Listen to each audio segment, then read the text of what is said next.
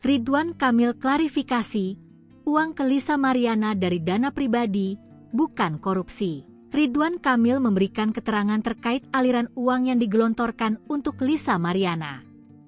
Mantan Gubernur Jawa Barat tersebut diperiksa selama 6 jam di gedung KPK, Jakarta, pada hari ini, Selasa, 2 Desember 2025.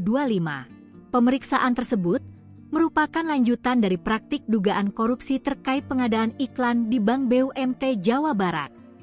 Ridwan Kamil menjalani pemeriksaan oleh penyidik KPK selama kurang lebih 6 jam, mulai pukul 10.40 WIB hingga keluar dari Gedung Merah Putih KPK pada pukul 16.31 waktu Indonesia Barat. Ridwan Kamil menekankan bahwa ia tidak mengetahui secara langsung mengenai sengkarut rasuah yang terjadi di bank plat merah tersebut. Ia berdalih bahwa pengadaan iklan merupakan aksi korporasi yang menjadi ranah teknis pihak Bank BUMT Jabar, bukan ranah gubernur. Suami Atalia Praratya tersebut menyebut tak pernah tahu apalagi menikmati dana iklan yang dikasuskan. Ridwan Kamil menegaskan, uang yang dikirim untuk Lisa Mariana merupakan dana dari kantong pribadinya, bukan hasil dari korupsi.